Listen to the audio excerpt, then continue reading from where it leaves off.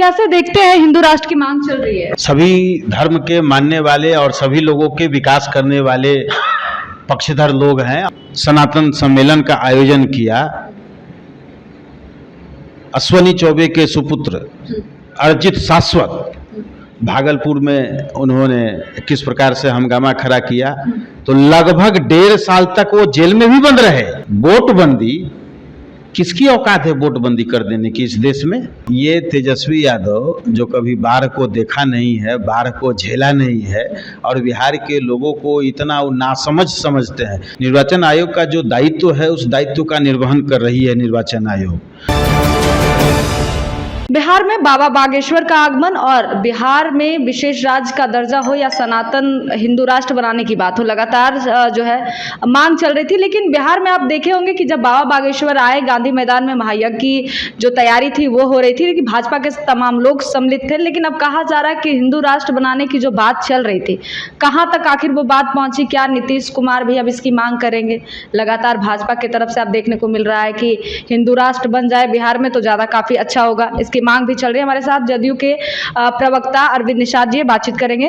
कैसे देखते हैं हिंदू राष्ट्र की मांग चल रही है?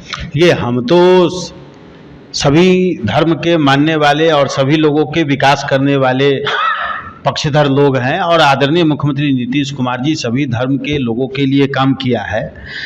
चाहे आप बिहार में देखिए 500वां प्रकाश पर्व का आयोजन हो, जिसमें बड़ी संख्या में देश और दुनिया के सिख धर्म मानने वाले लोग उस दरमियान पटना में पटना साहिब मंदिर में आए थे। और उसके बाद बिहार में बड़ी संख्या में कब्रिस्तानों की घेराबंदी की गई है। उसके बाद कई ऐसे मंदिर थे, उन मंदिरों पर भी लोग धावा बोल रहे थे, अतिक्रमण कर रहे थे। सरकार ने उसका भी फैसला लिया और सरकार के शासन के स्तर पर उन मंदिरों को भी घेराबंदी की जा रही है। चर्चों की भी घेराबंदी की गई है। तो सभी धर्मों के मानने वाले लोगों का सम्मान और संविधान प्रदत्त अधिकारों से सभी धर्म के लोग हिंदुस्तान में बिहार में रह रहे हैं। अब स्वाभाविक तौर पर है कि जो लोग धर्म संबंधी राजनीति करते हैं, धर्म संबंधी बातें करते हैं, तो आके हिंदू धर्म की बात ही करेंगे ना। इसके पहले भी बाबा बागेश्वर आए थे गोपालगंज में, उसके पहले भी दूसरी जगह पर आए थे। तो आने के लिए सबको यहाँ लेकिन विपक्ष कहती है कि भाजपा के प्रचारक है, वो आते हैं सिर्फ भाजपा की बात करते हैं, सनातन की बात करते हैं, इसीलिए आगे पीछे उनका भाजपा के लोग घूमते हैं।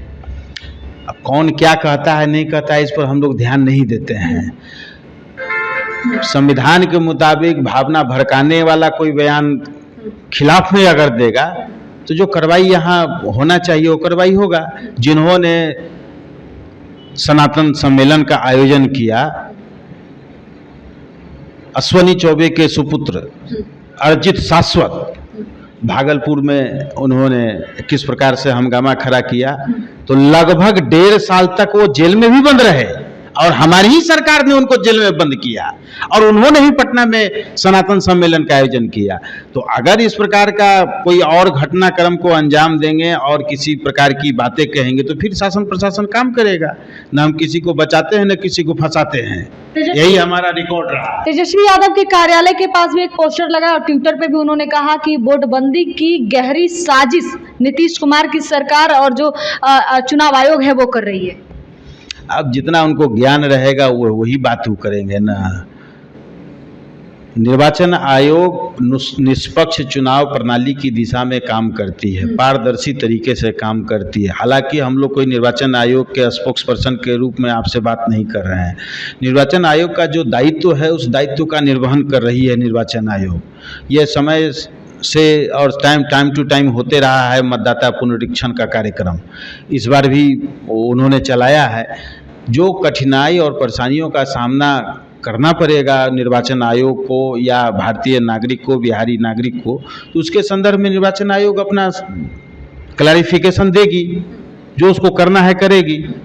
अभी तक जो 11 दस्तावेज मांगा है उसमें से बहुत ऐसे लोग जिनके पास नहीं होगा, उसके लिए हमारी पार्टी भी डिमांड कर रही है और लोग भी कर रहे हैं। लेकिन वोटबंदी, किसकी औकात है वोटबंदी कर देने की इस देश में? जो 18 वर्ष कि 18 वर्ष के युवक या युवतियां हो गई हैं, उनको संविधान प्रदत्त अधिकार है वोट देने का। ये इसको कौन रोक ये सकता नियम है? कभी नहीं था, ये नियम लागू करने की वजह क्या है? 2003 में भी हुआ है मतदाता पुनरीक्षण का कार्यक्रम, और उस समय भी लगभग 1 महीना के अंतराल में संपन्न कर दिया गया था। एक तरफ उस समय तो इतना टेक्नोलॉजी भी नहीं था। ये कि बिहार में कितने जिला ऐसे हैं कि जहाँ पर बाढ़ से प्रभावित है, तो उनके पास ना कोई साधन है ना व्यवस्था है, वो कहाँ से करेंगे? और जो बिहार से अन्य राज्यों में काम करने गए वो कहाँ से करेंगे? वक्त कहाँ है? ये तेजस्वी यादव जो कभी बाढ़ को देखा नहीं है, बाढ़ को झेला नहीं है, और बिहार के लोगों को इतना नासमझ समझते हैं। वर्तमान अभी जिस तारीख को मैं आपसे बात कर रहा हूँ, जिस समय आपसे मैं बात कर रहा हूँ, बिहार के किसी जिले के, किसी प्रखंड के, किसी पंचायत के, किसी गांव में कोई बाढ़ की समस्या अभी नहीं है, और कोई ऐसी नदियों में उफनाती हुई पानी अभी नहीं आई है। ना तो नेपाल से कोई ऐसी फाटक खोला गया है जो बिहार की नदियों में उफान आ जाए पानी का, कहीं से कोई ऐसी समाचार नहीं प्राप्त हुआ है।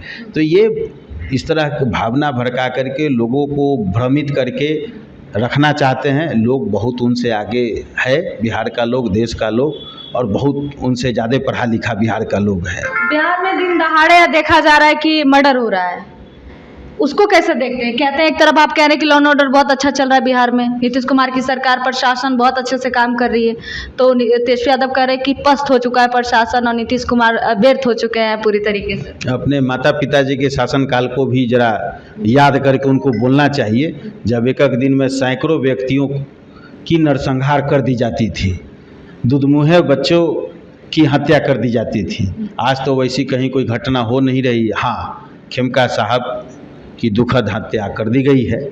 सरकार SIT का गठन कर चुकी है। सरकार इस दिशा में बहुत तेज़ी से काम कर रही है। मुख्यमंत्री जी ने स्वयं विधि व्यवस्था की समीक्षा की है, और सभी मसलों पर स्वयं मुख्यमंत्री मॉनिटरिंग कर रहे हैं।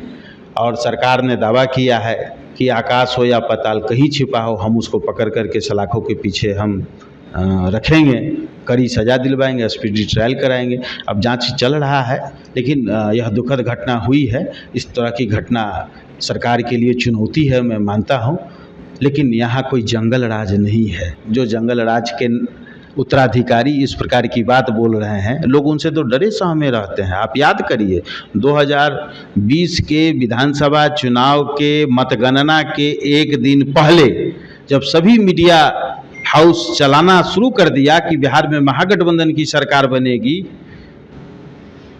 तो ताबड़तोड़ सभी इलाकों में फायरिंग होने लगा, और उस फायरिंग में 2-3 लोग मारे भी गए, कई लोग घायल भी हुए। सरकार बनने की संभावना व्यक्त नहीं की गई और फायरिंग होने लगा। क्या वही दौर लोग देखना चाहेंगे? क्या वही दौर फिर से पुनः लोग उसी दौर में जाना चाहेंगे? कदापि बिहार के लोग उस दौर में अब नहीं जाना चाहेंगे।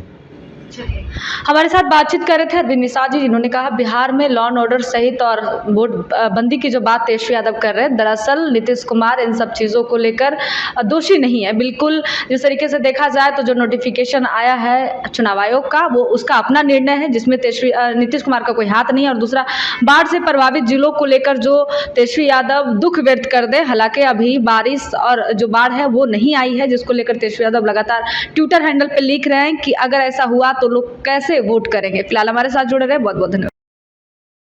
सूर्या हॉस्टल एक बार अपने बच्चे को जरूर भेजें। सीमांचल का सर्वश्रेष्ठ हॉस्टल, 4ठी कक्षा से 10वीं तक कोचिंग एवं ट्यूशन निःशुल्क, बेहतरीन और हर सुविधा से लबरेज। हमारा पता है दलन कटिहार। संपर्क करें 7903464641 पर। हमारा वीडियो अगर आपको अच्छा लगा हो तो आप हमारे वीडियो को लाइक करें, शेयर करें और हमारे चैनल को सब्सक्राइब जरूर करें।